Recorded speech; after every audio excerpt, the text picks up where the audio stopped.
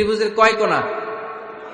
হ্যাঁ, 3 কোণা। এই যে এরকম লাভ পিরামিড, 3 কোণা। এই উপরের কোণায় আল্লাহর অবস্থান, আর এই কোণায় স্বামী, এই কোণায় স্ত্রী।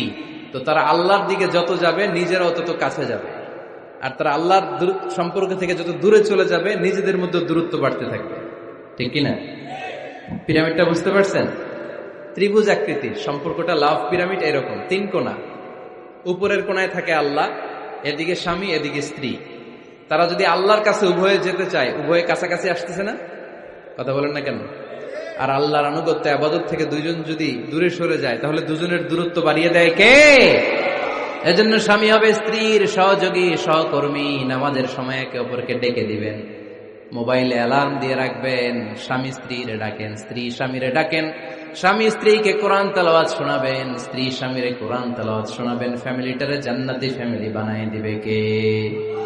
তাহলে এই 5টার দায়িত্ব কালেকটিভ রেসপন্সিবিলিটি, স্বামীর উপরও বর্তায়, স্ত্রীর উপরও বর্তায়। এগুলো মেনে চললে দাম্পত্য জীবন সুখকর করে দিবে কে? মনোযোগ আছে? কষ্ট হচ্ছে? এবার আমরা হাজবেন্ডের দায়িত্ব শুনি। হাজবেন্ডের প্রথম দায়িত্ব হচ্ছে, হাজবেন্ড হচ্ছে caretaker of the family, in charge, protector. আর রিজালু কাওয়ামুনা আলান নিসা।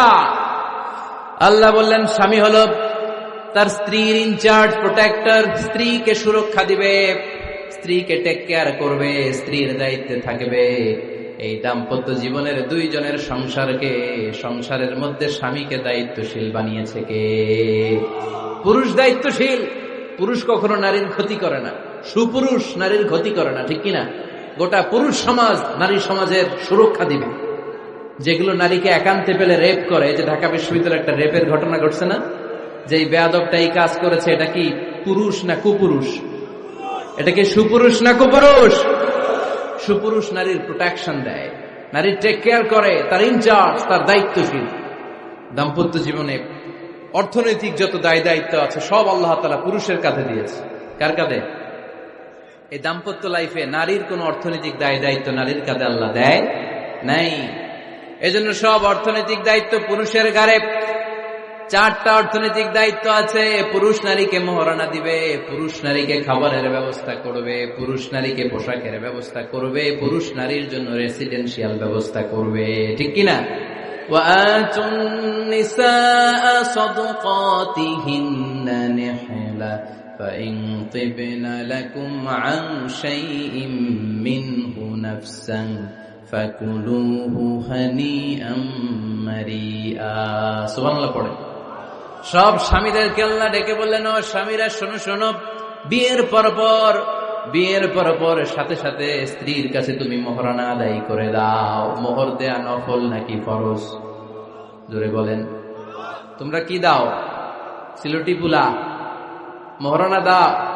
হ্যাঁ, মোহরানা দিতায় নাকি যৌতুক খাইতা? খিতা করতা? হ্যাঁ, কি দিব? মোহরানা দিব। মোহরানা দেয়াকে ফরজ করেছে কে? আল্লাহ। তো মোহর দিতে টাকা লাগে না? এই টাকার দায়িত্ব পুরুষের ঘাড়ে দিছে কে? 2 নাম্বার দায়িত্ব, আলাল মাউলুদি লাহু রিজকুহুন্না ওয়া কিসওয়াতুহুন্না বিল মা'রুফ। স্বামী স্ত্রীর জন্য খাদ্যের ব্যবস্থা করবে, পোশাকের ব্যবস্থা করবে। 3 নাম্বার, ওয়াসকিনুহুন্না মিন হাইসু সাকানতুম মিন ওয়াজদিকুম। নিজের সামর্থ্যের মধ্যে থেকে স্ত্রীর জন্য রেসিডেন্সিয়াল একটা এরিয়ার ব্যবস্থা করে দিবে। সুবহানাল্লাহ পড়ে।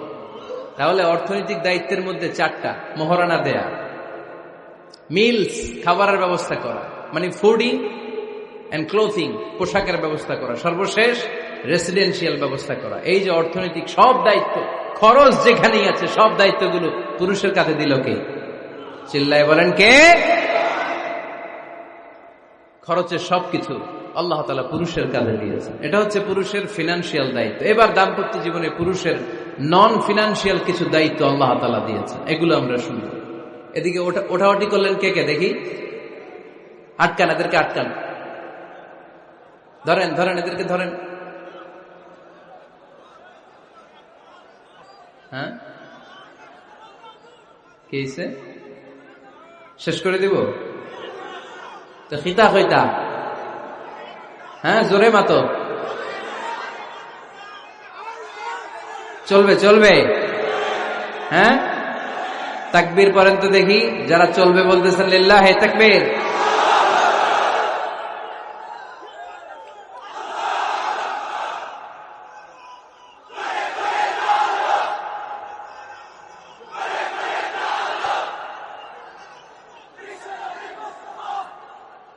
মাশাআল্লাহ, মাশাআল্লাহ। এবার দাম্পত্য জীবনে নন ফিনান্সিয়াল পুরুষের যে দায়িত্ব আছে সেটা আমরা শুনবো। 1 নাম্বার দায়িত্ব হচ্ছে স্বামীর উচিত স্ত্রীর সাথে ভালো আচরণ করা। ভালো আচরণ করেন তো আপনারা? জি হয়, এই শুধু উনি করে, বাকিরা খিতা কর্তা, মারামারি কর্তা নি, খিতা কর্তা। হ্যাঁ, সালাম দিবেন, স্ত্রীকে কি দিবেন? আল্লাহ বললেন ওয়া আশিরুহুন্না বিল মা'রুফ, স্ত্রীর সাথে কোমল ভাষায়, ভালো শব্দে, ভালো বাক্যে ভালো কথা বলো। স্ত্রীর সাথে খারাপ আচরণ করো না। স্ত্রীকে দেখলে তুমি মুচকি হাসি দাও।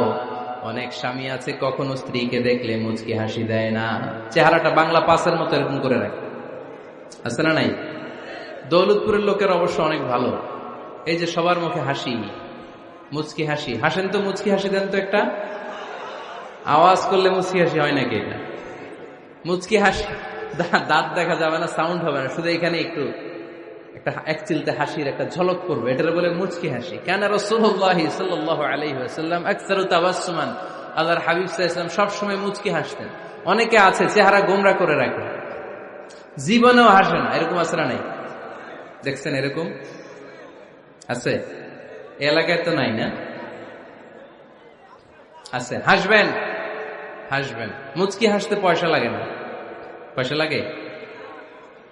এজন্য হাসবেন। আল্লাহর হাবিব সাল্লাল্লাহু আলাইহি ওয়াসাল্লাম বলেছেন ফাস্তাউসু বিন-নিসাই খায়রা, নারীর সাথে ভালো আচরণ করো। নারীদেরকে বাঁকা পাঁজরের হাড় দিয়ে তৈরি করা হয়েছে। এই হাড়কে সোজা করতে গেলে ভেঙে যাবে, রেখে দিলে বাঁকাই থেকে যাবে। তো কি করতে হবে? ফাস্তাউসু বিন-নিসাই খায়রা, কোমল আচরণ করো। আবার আল্লাহর হাবিব সাল্লাল্লাহু আলাইহি ওয়াসাল্লাম বললেন রিফকাম বিল কাওয়ারিদ, নারীদেরকে কাচের তৈজসপত্র, বাসনের সাথে, গ্লাসের সাথে আল্লাহর হাবিব সাল্লাল্লাহু আলাইহি ওয়াসাল্লাম তুলনা করলেন। কাচের তৈজসপত্র, কাচের গ্লাস, কাচের প্লেট যেমনি আস্তে তুলতে হয়, আস্তে রাখতে হয়, নারীদের সাথে এরকম কোমল আচরণ করার আদেশ দিয়েছে কে? কাচের গ্লাস, তৈজসপত্র, জগ কিভাবে রাখেন আপনারা? খুব জোরে এরকম থপাস করে নাকি?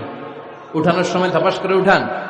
খুব স্মুথলি, স্মুথলি এটা ধরতে হয়, স্মুথলি এটা রাখতে হয়। তেমনি নারীদের সাথেও স্মুথলি আচরণ করবেন। নারীদেরকে যত আপনি কোমল মোলায়েম ভাষায় কথা বলতে পারবেন, তারা তত আপনার কথা শুনবে। যত সুন্দর সুন্দর কথা। নারীকে, স্ত্রীকে বলবেন তুমি আমার সব, তুমি আমার কৈতরি,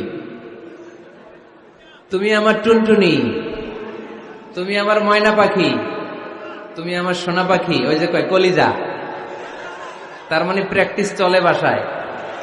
আর কি ডাকেন? ভাবিরে কি ডাকেন বলেন? জান।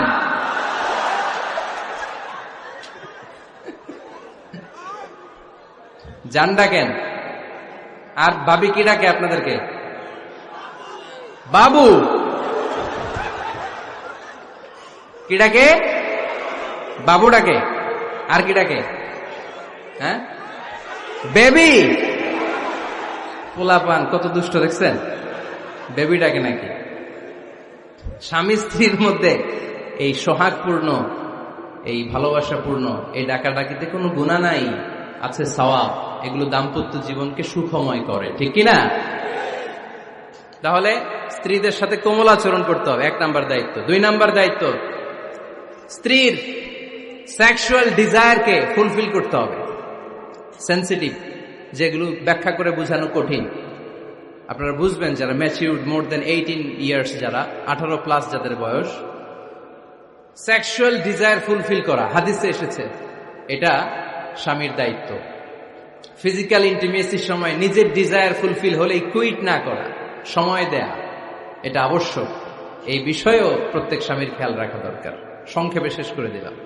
3 নাম্বার, স্ত্রীর ব্যক্তিগত বৈধ কাজে স্বাধীনতা দিতে হবে স্বামীর।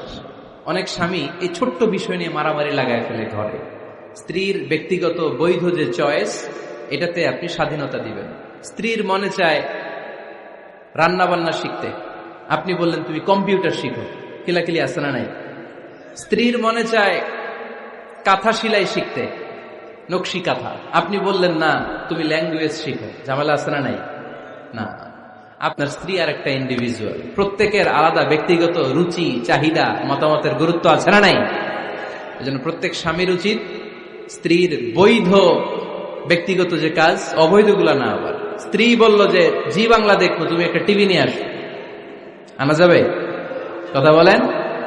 স্ত্রী বলল চলো পহেলা বৈশাখে আমরা নাচানাচি করব, তুমি আর আমি মিলে, এটা মানা যাবে না। স্ত্রীর ব্যক্তিগত বৈধ কাজের স্বাধীনতা দেয়া। আম্মা জান আয়েশা রাদিয়াল্লাহু তাআলা আনহা বলেন, ওয়া কানা লি সাওয়াহিবু ইয়ালআবনা মাই। বুখারীর বর্ণনা, আমি যখন আল্লাহর হাবিব সাল্লাল্লাহু আলাইহি ওয়াসাল্লামের বাড়িতে বউ হয়ে আসলাম, আমার কিছু খেলার সাথী ছিল। আমি কাপড় দিয়ে পুতুল বানাতাম আর ঘোড়া বানাতাম, এগুলো দিয়ে খেলতাম। আমার সাথীরা আসলে রাসূল সাল্লাল্লাহু আলাইহি ওয়াসাল্লাম ঘরের পর্দা নামিয়ে দিয়ে আমার জন্য ঘরটা ছেড়ে দিত।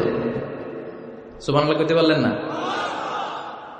আল্লাহর হাবিব সাল্লাল্লাহু আলাইহি ওয়াসাল্লাম কখনো বলতেন না আয়েশা তোমার বান্ধবীরা যেন ঘরে না আসে, কখনো বলতেন না আয়েশা আমি নবী মানুষ, তুমি নবীর বউ, তুমি কেন পুতুল দিয়ে খেলো, তুমি যেন কাপড় দিয়ে পুতুল বানাও, কেন ঘোড়া বানাও, এগুলো বন্ধ করো। কোনদিন বিশ্বনবী আম্মা জান আয়েশা রাদিয়াল্লাহু তাআলা আনহার পুতুল খেলায় বাদ সাধেন নাই, সাথীদের সাথে খেলাধুলায় কখনো বাধা দেন নাই। সুবহানাল্লাহ পড়েন। ছোট্ট মেয়েদের জন্য কাপড়ের পুতুল দিয়ে খেলাধুলা করা এটা জায়েজ, কারণ ছোট্ট মেয়েরা দেখবেন পুতুল বানায়, এটারে দুধ খাওয়ায়, এটার জন্য রান্না করে, এটার গোসল করায়। এটাকে ছোট্ট মেয়েদের জন্য পুতুল খেলা জায়েজ রাখা হয়েছে এজন্য, কারণ তারাই কিছুদিন হবে এই প্রজন্মের মা। তাদের সন্তানদেরকে কেমন করে লালন পালন করবে তার একটা প্র্যাকটিস খেলার ছলেই ছোটবেলায় হয়ে যায়। সুবহানাল্লাহ পড়েন। এজন্য ৩ নম্বর দায়িত্ব স্ত্রীর ব্যক্তিগত হালাল যে কাজগুলো আছে তার ব্যক্তিগত এই ভালো কাজগুলোতে আপনার স্বাধীনতা দিতে হবে, বাধা দেয়া যাবে না। ৪ নম্বর দায়িত্ব স্ত্রীর প্রশংসা করবেন। কি করবেন? প্রশংসা। আমরা খালি দোষ খুঁজি, তোমার রান্না ভালো না, তোমার চেহারা ভালো না, তোমার বাপ ভালো না, তোর মা ভালো না, তোর ১৪ গোষ্ঠী খারাপ, আছে না নাই? তো এই বেডি আপনার ভালোবাসবে? এই বেডি তো আজীবন আপনার বদনাম করবে, ঠিক কিনা? কোনদিন তারে আপনি প্রশংসা করলেন না, প্রশংসা করবেন। স্ত্রীর চেহারার প্রশংসা করেন, যে তুমি সুন্দর, তুমি সুন্দরী, এরকম বলেন, খুশি হবে না? হ্যাঁ, তুমি সুন্দর তাই চেয়ে থাকি, সে কি মোর অপরাধ? কোনো অপরাধ নাই, ইচ্ছা মতো গাইতে থাকেন স্ত্রীর শানে গান, সব আছে না নাই? তবে শুধু স্ত্রীকে শোনানো যাবে, ভাবিরে শোনানো যাবে, শালীরে শোনানো যাবে, পাশের বাড়ির কাউরে শোনানো যাবে? দেখেন ইসলাম কত চেক এন্ড ব্যালেন্স। স্ত্রীকে আপনি গান শোনান, কোনো গুনাহ নাই, আছে শুধু সওয়াব। তাহলে ৪ নম্বর পয়েন্ট হচ্ছে এপ্রিসিয়েশন। সারাদিন এই মহিলাটা ফজরের পর থেকে উঠে ঘর গুছায়, মশারিগুলো খোলে, বিছানা পরিষ্কার করে, বাচ্চাদেরকে ক্লিন করে, স্কুলের টিফিন রেডি করে দেয়, বাচ্চাদেরকে স্কুলে যেতে দেয়, আপনার জন্য খাবার রেডি করে, কাপড় ধোয়, ঘরের সবাইকে দেখভাল করে। একদিনও আপনি তার এপ্রিসিয়েশন করলেন না। এরকম ডাকাইত স্বামী আছে না নাই? দৌলতপুরে নাই, এখানে সব ভালো। এপ্রিসিয়েট করবেন। আমরা ভুলে যাই, একটা থ্যাঙ্কস দিতে ভুলে যাই, একটা জাযাকিল্লাহ, আল্লাহ তোমাকে জাযা দেখ, এটাও বলি না। এদিকে তাকান, বলবেন তুমি সুন্দরী, তুমি অনন্যা, তুমি সুস্নিগ্ধা, তুমি প্রিয়ংবদা, তুমি সুহাসিনী, তুমি সুকেশিনী, তুমি সুভাষিনী, তুমি অসূর্যম পোষ্যা, মেঘে কালো কেশ, কাজল কালো চুল, হরিণের মতো ডাগর ডাগর দুটি তোমার চোখ। আহা হা, যে পোলাপাইন খুশি হয়ে গেছে। আহা হা, ওরা মুখস্থ রাখতেছে, বলবে এগুলা। বিয়ে করে নাই কিন্তু এখনো, তো জায়গা মতো বলবা। গার্লফ্রেন্ডে বলো না আবার। কাকে বলবা? স্ত্রীকে। কাকে? স্ত্রীকে। পারা যাবে না? একটু এপ্রিসিয়েশন দেওয়া যাবে না? ওনাদেরকে একটু প্রশংসা করবেন। প্রশংসা পেলে নারীরা বড্ড খুশি হয়। যদি আপনি বলেন যে তোমার রান্নাটা আজকে অসাধারণ হয়েছে, দেখবেন আরেক বাটি আইনা দিতেছে, খাইতে পারতেছে না, এরপর পাতে তুলে দেয়, আরেকটু খাও, আরে খাও না, আছে না নাই? ওই যে প্রশংসা করছেন, খুশি হয়ে গেছে। তো আপনি 10,000 টাকার বান্ডিল দিয়ে আপনার বউকে যত খুশি করতে না পারবেন, রান্না মজা হয়েছে এইটা বলে আপনি অনেক বেশি খুশি করতে পারবেন। আল্লাহর হাবিব সাল্লাল্লাহু আলাইহি ওয়াসাল্লাম কখনো স্ত্রীদের রান্নার বদনাম করে নাই। সুবহানাল্লাহ পড়বেন না? আওয়াজ করে পড়েন সুবহানাল্লাহ। আজ থেকে স্ত্রীর সৌন্দর্যের প্রশংসা করবেন, কাজের প্রশংসা করবেন, রান্নার প্রশংসা করবেন, এপ্রিসিয়েশন দিবেন। পারবেন তো? রান্নার প্রশংসা নিয়ে মজার একটা গল্প আছে, শুনতে চান? তো উঠতে শুরু করলেন যে, হ্যাঁ,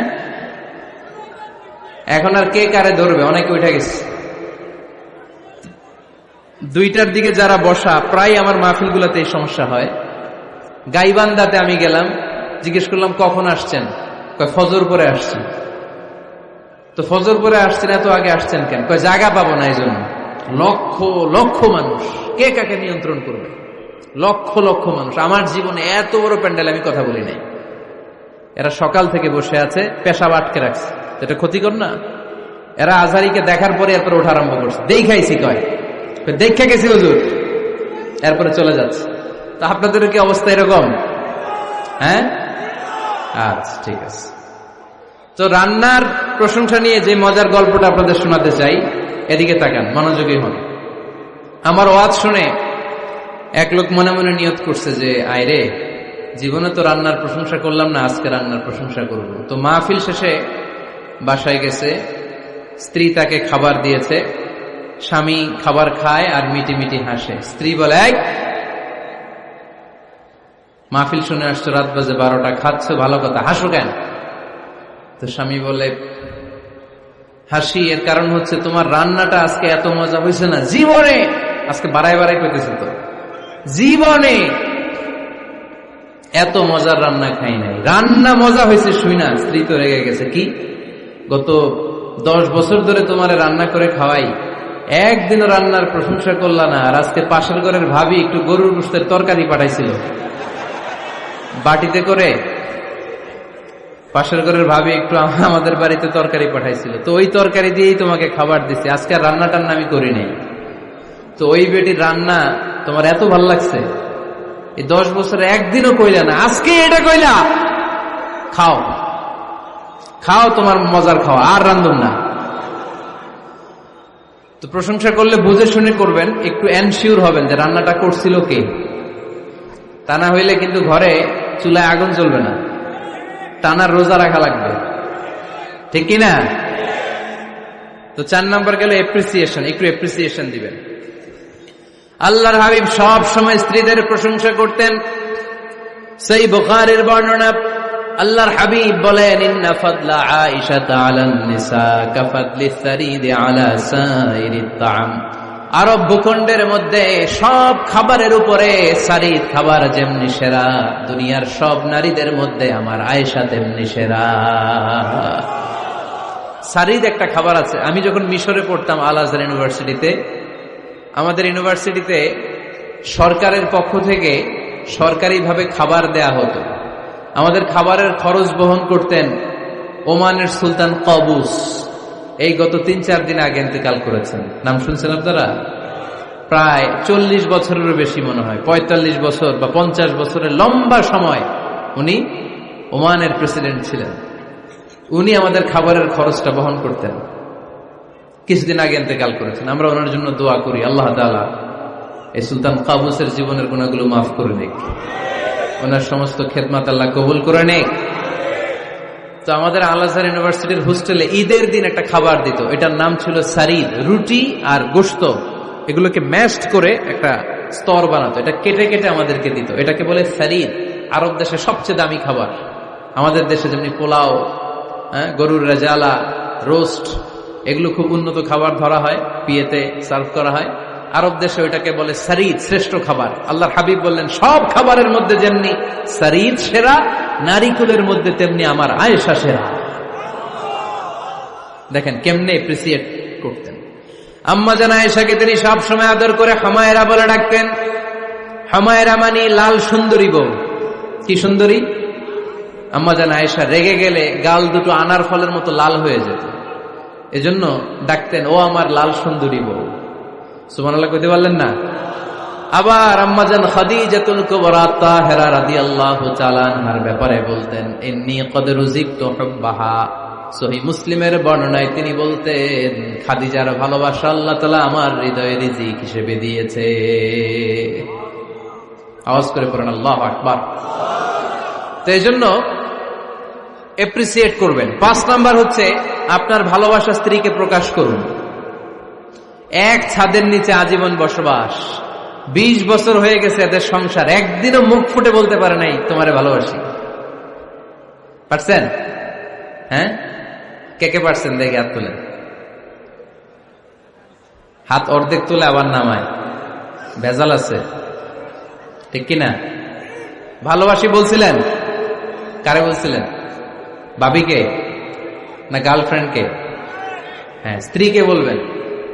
নিজের স্ত্রীকে বলবেন আই লাভ ইউ। কি বলবেন? কথা বুঝে না বোধহয়। কি বলবেন? সবাই বলেন। কি বলবেন? মুরব্বী একজনও কয় না, কয় এতদিন কইছি না, অহনও কম না। বলবেন, ভালোবাসা প্রকাশ করবেন। স্ত্রীরা এটা খুব চায়, স্বামীর পক্ষ থেকে এই খুনসুটিগুলো খুব পছন্দ করে। আপনি আজকে যে বলেন, দেখবেন ফ্যামিলির সুখ বাড়তে শুরু করছে।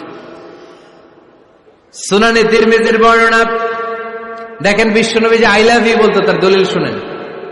সাহাবারা জিজ্ঞেস করলেন, ইয়া রাসূলুল্লাহ, মান আহাব্বুন নাস ইলাইক, ও নবী, কারে সবচেয়ে বেশি ভালোবাসেন? Who do you love the most? নবী, কাকে সবচেয়ে বেশি লাভ করেন আপনি? সাহাবারা প্রশ্ন করলেন, ইয়া রাসূলুল্লাহ, কাকে লাভ করেন বেশি? আল্লাহর হাবিব সাল্লাল্লাহু আলাইহি ওয়াসাল্লাম বললেন, আয়েশা। আয়েশারে সুবহানাল্লাহ কইবেন না? সাহাবারা বললেন, ওয়ামিনার রিজাল, পুরুষদের মধ্যে কারে বেশি পছন্দ করেন? বিশ্বনবী বললেন, আবুহা, আয়েশার বাবারে। সাইয়েদনা আয়েশা রাদিয়াল্লাহু তাআলা আনহার বাবার নাম কি? আবু বকর। কি নাম? আবু বকর। আল্লাহর হাবিব সাল্লাল্লাহু আলাইহি ওয়াসাল্লাম বললেন, সবচেয়ে বেশি লাভ করি আয়েশাকে। সাহাবারা বললেন, ওয়ামিনার রিজাল, পুরুষদের মধ্যে কারে বেশি লাভ করেন? আল্লাহর হাবিব সাল্লাল্লাহু আলাইহি ওয়াসাল্লাম বললেন, আয়েশার বাবারে। সুবহানাল্লাহ পড়েন। আম্মা জান আয়েশাকে বিশ্বনবী এত ভালোবাসতেন।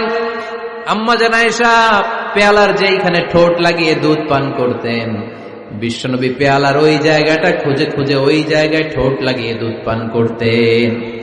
আম্মা জান আয়েশা রাদিয়াল্লাহু তাআলা না গোশত খেয়ে হাড্ডি চষে হাড্ডিটা রেখে দিলে বিশ্বনবী আম্মা জান আয়েশার চষা হাড্ডিটা মুখে নিয়ে আবার চষতে শুরু করে দিতেন। পড়েন সুবহানাল্লাহ। দুইজন একসাথে এক বালতি থেকে পানি নিয়ে গোসল করতেন। পড়েন আল্লাহু আকবার। তাহলে এভাবে ভালোবাসা প্রকাশ করতে পারবেন তো? 6 নাম্বার, স্বামীর দায়িত্ব হচ্ছে গৃহস্থলী ছোটখাটো যে কাজ আছে এই কাজগুলোতে হেল্প করা। আমরা অনেক সময় এগুলোর লজ্জা মনে করি। আল্লাহর হাবিব সাল্লাল্লাহু আলাইহি ওয়াসাল্লাম আমাদের মডেল। আল্লাহর হাবিব সাল্লাল্লাহু আলাইহি ওয়াসাল্লাম ঘরের কাজে সাহায্য করতেন। আপনারা এভাবে ওটা শুরু করলেন? হ্যাঁ, বউকা বসেন বসেন বসেন, শেষ করে দিচ্ছি, আর 10 মিনিট বসেন। আল্লাহর হাবিব সাল্লাল্লাহু আলাইহি সাল্লাম ঘরের কাজে সাহায্য করতেন। আপনারা ঘরের কাজে সাহায্য করেন তো? আম্মা জান আয়েশা বলেন, বিশ্বনবী নিজ হাতে জুতা সেলাই করেছেন, নিজ হাতে জামা সেলাই করেছেন। মুসনাদে আহমদ ইবনে হাম্বলের বর্ণনা, আল্লাহর রাসূল সাল্লাল্লাহু আলাইহি ওয়াসাল্লাম দুধ খেতে মন চাইলে নিজ হাতে ছাগলের দুধ দহন করেছেন। সুবহানাল্লাহ। নিজে আটার খামির বানাতেন, আম্মা জান আয়েশা চুলায় সেকা দিতেন। আবার আম্মা জান আয়েশা রাদিয়াল্লাহু তাআলা আনহা আটার খামির বানাতেন, বিশ্বনবী এটা চুলায় সেকা দিতেন। সুবহানাল্লাহ পড়েন। দুধ খেতে চাইলে নিজ হাতে বিশ্বনবী ছাগির ওলান থেকে দুধ দহন করে আম্মা জান আয়েশার কাছে এনে দিয়ে দিতেন। সুবহানাল্লাহ পড়েন। তাহলে ঘরের কাজে সহায়তা করবে, ঘরের কাজে সহায়তা। 7 নাম্বার, হালাল এন্টারটেইনমেন্ট, হালাল বিনোদন। এটা ইসলাম জায়েজ রেখেছে। অনেকে আমরা বিনোদনটাকে হারাম মনে করি, এরকম আছে না নাই? হ্যাঁ, বিনোদন 2 ধরনের, একটা হারাম এন্টারটেইনমেন্ট আর একটা হচ্ছে হালাল এন্টারটেইনমেন্ট। আম্মা জান আয়েশা রাদিয়াল্লাহু তাআলা আনহাকে নিয়ে মরুভূমিতে দৌড়াদৌড়ি করতেন। ভাবির সাথে দৌড়াদৌড়ি করছেন কারা কারা? দেখি হাত তোলেন। হ্যাঁ, দৌড়াদৌড়ি করছেন কোথায়? যৌতুকের লাগে হেতে দৌড়াইছেন? হেতি বাসাল্লাই দিছে দৌড়, এই দৌড়াদৌড়ি না। আম্মা জান আয়েশা রাদিয়াল্লাহু তাআলা আনহার সাথে বিশ্বনবী মরুভূমিতে দৌড়াদৌড়ি করেছেন। বলেছেন, আয়েশা দেখো কে কার আগে ওই খেজুর বাগান ধরতে পারে, তুমি আগে না আমি আগে। একবার বিশ্বনবী জিতলেন, তার 7 বছর পরে প্রথমে আম্মাজান আয়েশা রাদিয়াল্লাহু তাআলা আনহা ওই দৌড়ে জিতলেন। তার 7 বছর পরে বিশ্বনবী জিতে আম্মাজান আয়েশাকে হারায় দিলেন। পড়েন সুবহানাল্লাহ। ঈদের দিন আম্মাজান আয়েশাকে হাবাসি সাহাবাদের তীর আর বল্লম দিয়ে যে খেলা চলতে, এই খেলা দেখাতেন। সুবহানাল্লাহ পড়েন। বিশ্বনবী খেলা দেখাতেন আম্মাজান আয়েশাকে। এই হচ্ছে স্বামীর দায়িত্ব। হালাল এন্টারটেইনমেন্ট আপনি করতে পারবেন। বসেন, দোয়া করে দিচ্ছি, বসেন। বুঝতে পারছি অনেক আগে আসছেন আপনারা। বসেন, বসে যান, এখনই দোয়া হচ্ছে। বসেন বসেন বসেন বসেন, এখনই দোয়া করব। বসে যান, বসে যান। বউকা মাদ্রাসার বিল্ডিং এর কন্ট্রাক্টরের জন্য দোয়া চেয়েছেন, আমরা দোয়া করি আল্লাহ কবুল করুক। আমার ছেলে মেয়ের বিয়ের বয়স হয়ে গেল, পরিবারে বিয়ের কথা বলতে পারি না, লজ্জায়। আহারে কি কষ্ট। মনে করি পরে করে, এটা বললে তারা বলবে এখনো বয়স হয় নাই বিয়ের, পরিবার থেকে বিয়ের কথা চিন্তা করে না। এ ব্যাপারে কিছু বলুন। কিছু বললাম। এই সমস্যা পুরো বাংলাদেশের। ছেলে মেয়েদেরকে সময় মতো বিয়ে দেয় না। ইউটিউবে এই নিয়ে আমার কথাবার্তা পাবেন, শুনে নিয়ে। ছেলের বাবা মেয়ের বাবাদেরকে বলি, ছেলে মেয়েরা উপযুক্ত হলে বিয়ে দিয়ে দেন। বিয়ে না দিলে যৌবনের তাড়নায় যত পাপ করবে, এই পাপগুলো মা বাবার কাঁধেও আছড়া নেই। আচ্ছা, 8 নাম্বার স্বামীর দায়িত্ব হচ্ছে, স্বামীর দায়িত্ব বলেই এখন দোয়া। স্ত্রীর মতামতের গুরুত্ব দিবেন। অনেক স্বামী আছে বাজার করতে গেলে নিজের যেটা মন চায় ওইটাই কিনে, আছড়া নাই। নিজে গরু খাবে, খাসি খাবে, খালি ওইটাই কিনে। আপনার বউ হয়তো পছন্দ করে আচার, পছন্দ করে জলপাই, আমড়া, এগুলো আনে না, আছড়া নাই। খোঁজ খবর নিবে। অনেকে ফ্ল্যাট কিনতে মনে চায়, হুট করে কিনে ফেলে না। ভাবিরে জিজ্ঞেস করবেন কোন দিকে কিনলে ভালো হয়, ওয়াশরুমটা কোন দিকে দিতে হবে, কিচেনটা কোন দিকে দিলে সুবিধা, জানালাগুলো কোথায় দিলে সুবিধা, এগুলো সব ডিসাইড করে নিবেন। এই কারণেই দাম্পত্য জীবনে সুখ নাই। 9 নাম্বার, একসাথে সময় কাটাবেন। 6 মাসের বেশি কোন লোক তার স্ত্রীর অনুমতি ছাড়া বাইরে যে প্রবাস জীবন কাটাতে পারবে না। এদেশের অনেক লোক প্রবাসে সময় কাটায়। 6 মাসের বেশি স্ত্রীকে রেখে দিয়ে কোনো হাজব্যান্ড বিদেশে থাকতে পারবে না। সিলেটিরা লন্ডনে থাকে, 6 মাস পরেই আসতে হবে, ঠিক কিনা?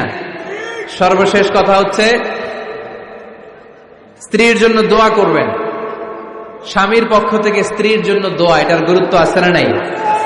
বিশ্বনবী তার স্ত্রীর জন্য দোয়া করতেন। স্ত্রীর জন্য দোয়া করবেন, রব্বানা হাব লানা মিন আজওয়াজিনা ওয়া যুররিয়াতিনা কুররাতা আ'য়ুন ওয়াজআলনা লিল মুত্তাকিনা ইমামা। ও আল্লাহ, আমার স্ত্রীদেরকে, আমার সন্তানদেরকে আমার চক্ষু শীতলকারী বানিয়ে দেন। পড়েন আমিন। আল্লাহ আমার স্ত্রীকে এমন বানান, স্ত্রীকে দেখলেই যেন আমার হৃদয়টা প্রশান্ত হয়, আমার চোখ যেন জুড়িয়ে যায়। এই 10টা দায়িত্ব স্বামীর সুখী দাম্পত্য জীবনের জন্য। স্ত্রীর দায়িত্ব আজকে বলার সুযোগ হলো না। অন্য কোথাও, অন্য কোনো মাহফিলে এই বিষয় নিয়ে আলোচনা করব, যে একটা সুখী দাম্পত্য জীবনের জন্য স্ত্রীকে আল্লাহ কি দায়িত্ব দিয়েছে। এই দায়িত্বগুলো আপনারা ইউটিউব থেকে শুনে নেবেন। আপনারা সবাই ভালো থাকুন, সুস্থ থাকুন, সুন্দর থাকুন। আমাদের প্রত্যেকের দাম্পত্য জীবন হোক সুখকর, সুন্দর, আনন্দময়। ওমা আলাইনা ইল্লাল বালা।